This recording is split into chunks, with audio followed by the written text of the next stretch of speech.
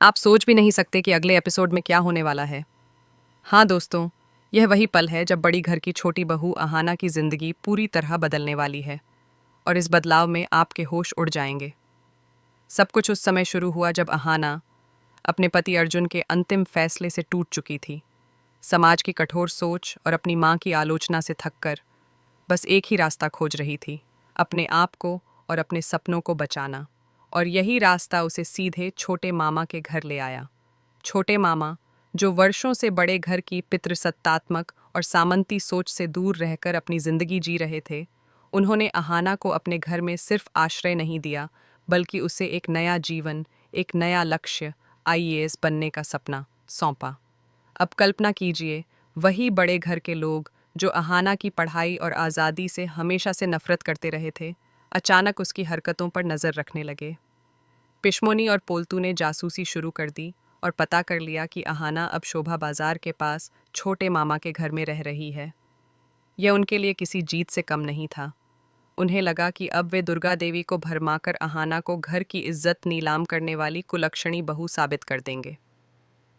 पिश्मोनी और पोल्तू तुरंत दुर्गा देवी के सामने अपने जहरीले शब्दों का डिब्बा खोल बैठे। दुर्गा देवी उस समय अपने कमरे में अकेली थीं, अर्जुन के फैसले से दुखी और अहाना की यादों में डूबी हुई। उनका दिल अहाना पर भरोसे से भरा था, लेकिन पिश्मुनी ने समाज, परिवार और इज्जत के खोने का डर ऐसा पैदा कर दिया कि उनका विश्वास हिलने लगा। आंसू पोंछते हुए पिश्मुनी ने कहा, हमारी नाक कट गई, हमारी इज्जत नीलाम हो गई। आपकी लाडली बहू घर छोड़कर एक पराये मर्द के साथ रह रही है। यह सुनते ही दुर्गा देवी के पैरों तले से जमीन खिसक गई। उनके सामने यह विचार आया कि अहाना भटक गई है, छोटे मामा उसे गलत दिशा में भड़का रहे हैं। उन्हें तुरंत कुछ करना था, अहाना को बचाना और परिवार की इज्जत बनाए रखना। यहीं पर कहानी का बड़ा ट्विस्ट आता है। दुर्गा देवी, जो अहाना के प्रति नफरत दिखा रही थीं, वास्तव में उसकी सुरक्षा और परिवार की इज्जत के लिए आई थीं। उनके साथ पूरा परिवार, अर्जुन, अमर दादा, चारुलता, नीता और मिली गया। अर्जुन का गुस्सा सातवें आसमान पर था, जिसे पिश्मोनी ने और हवा दी थी। छोटे मामा का छोटा, साधारण लेकिन किताबों से भरा घर अचानक बड़े घर की महंगी गाड़ियों से घिर गया। दरवाज़ा तोड़ा नहीं गया था, लेकिन जोर जोर से खटखटाया गया। अहाना, जो आईएएस की किताबों में डूबी थी, उठी और आवाज़ की ओर देखी। जैसे ही दरवाज़ा खुला, पिश्मोनी ने अपना जहर उगलना शुरू कर दिया। वाह री लड़की, यहाँ ऐश कर रही है और हमारी इज्जत नीलाम हो रही है। लेकिन छोटे मामा ने चुप रहकर सब कुछ देख लिया। उनकी आंखें अहाना और किताबों पर टिक गईं। भारतीय प्रशासनिक सेवा की किताबों के साथ अहाना, जो आत्मविश्वास से सीख रही थी, वह नज़ारा देख दुर्गा देवी और अर्जुन के होश उड़ गए। अर्जुन को लगा कि अहाना सिर्फ उसे नीचा दिखाने के लिए यह सब कर रही है। वहीं दुर्गा देवी के मन में अजीब सी उथल पुथल मची। पिश्मोनी का झूठ अब अहाना की मेहनत और आत्मविश्वास से टकरा गया। छोटे मामा की आवाज़ में ठंडक थी, लेकिन शब्दों में शक्ति। उन्होंने दुर्गा देवी को चेताया, ये मेरी वार्निंग नहीं है, ये सच्चाई है। तुम्हारी बहू यहाँ आई है, न किसी बहाने के लिए, न किसी खेल के लिए। ये उसकी टूटी हुई आत्मा का नया मकसद है। इसे रोकना मत, इसे देश की बड़ी बेटी बनने दो। जब तक यह अपने पैरों पर खड़ी नहीं होती, यह मेरी हिफाजत में रहेगी।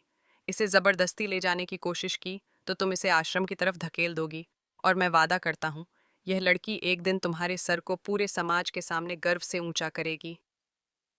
दुर्गा देवी की आंखें भर आईं। उन्होंने महसूस किया कि पिश्मोनी का झूठ, अर्जुन का गुस्सा और अहाना की मासूमियत अब साफ दिखाई दे रही थी। वह उठी और अहाना को गले लगाकर कहा, बेटा मुझे माफ़ कर दे। अब मैं डरती नहीं, तू पढ़ेगी, तू आईएएस बनेगी। छोटू मामा तुझे तैयार करेंगे और मैं तेरी माँ के रूप में तुम्हें सपोर्ट करूंगी। तेरा बड़ा घर अब तेरी कमज़ोरी नहीं, तेरी ताकत बनेगा। और फिर उन्होंने अर्जुन को उसकी सज़ा सुनाई।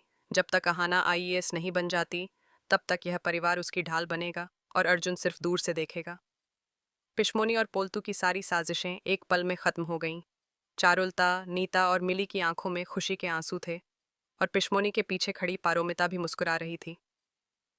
यह वह धमाकेदार मोड़ था जब कहानी ने सास बहू के झगड़े से उठकर एक महिला के आत्मसम्मान और सपनों की लड़ाई का रूप ले लिया। अब सवाल यह है कि पिश्मोनी और पोल्तू चुप बैठेंगे या अहाना की आईएएस की पढ़ाई में नई रुकावट डालेंगे, और अर्जुन क्या अपने आप को बदल पाएगा ताकि वह अहाना के योग्य बन सके। रोमांच अभी बाकी है, और अगले एपिसोड में यह ट्विस्ट आपको हिला देगा। दोस्तों, अगले एपिसोड में होने वाला मोड़ आप कल्पना भी नहीं कर सकते। हाँ, ये वही समय है जब बड़े घर की राजनीति, अहाना की हिम्मत और छोटे मामा की सूझबूझ ऐसे टकराएंगी कि पूरे परिवार की नींव हिल जाएगी। पिछले एपिसोड में हमने देखा कि दुर्गा देवी ने अहाना का हाथ थामकर उसे पढ़ाई और आईएएस बनने के लिए सपोर्ट करने का निर्णय लिया और अर्जुन को उसकी सजा सुनाई। लेकिन कहानी यहीं खत्म नहीं होती। पिशमोनी और पोल्तू, जो अब तक सिर्फ अहाना की स्वतंत्रता और पढ़ाई पर निगाह रखते थे, अपनी असफल साजिशों से इतने भड़क गए कि उन्होंने फैसला किया कि अब वे सीधे छोटे मामा के घर में घुसकर अहाना की राह रोकेंगे। यह योजना इतनी गहरी और चालाक थी कि अगर किसी ने समय रहते देखा नहीं तो परिणाम भयावह हो सकते थे। शुरुआत हुई एक शांत सुबह से। छोटे मामा का घर अभी भी अहाना की पढ़ाई की हलचल और किताबों की खुशबू से भरा था। अहाना पूरी लगन के साथ आईएएस की तैयारी में जुटी थी, हर दिन अपने सपनों की ओर बढ़ रही थी, अनअवेयर कि बड़े घर की आंखें उस पर लगातार टिकी हुई हैं। पिशमोनी ने पोल्तू के साथ मिलकर एक ऐसा षड्यंत्र रचा कि वह सीधे छोटे मामा के घर तक पहुंच जाए। उनका उद्देश्य था अहाना को डराना, मानसिक रूप से तोड़ना और उसके आईएएस बनने के सपने को नष्ट करना। उन्होंने छोटे मामा की सामान्य जीवन शैली और अहाना की मासूमियत को कमजोरी मानकर हमला करने की योजना बनाई। जैसे ही पिशमोनी और पोल्तू घर पहुंचे, छोटे मामा ने शांत और गंभीर नज़रों से उनका स्वागत किया। लेकिन इस बार उनकी मुस्कान में कटुता थी, जो पहले कभी नहीं देखी गई थी। उन्होंने दोनों को अंदर बुलाया और एकदम धीमी आवाज में कहा, तुम लोग सोचते हो कि तुम्हारे झूठ और चालाकी से अहाना को डराया जा सकता है, लेकिन तुम भूल रहे हो कि यहाँ सिर्फ लड़की नहीं, बल्कि उसका हौसला और उसका सपना भी है। पिशमोनी को लगा कि यह हल्का मुकाबला है, लेकिन छोटे मामा की आंखों में जो दृढ़ता थी, वह उनके लिए झकझोरने वाली थी। अहाना, जो किताबों में डूबी थी, अचानक इस माहौल को महसूस कर उठी। उसने देखा कि पिशमोनी और पोल्तू जैसे ही छोटे मामा के सामने आए, उनके चेहरे पर घमंड और धमकी की झलक थी।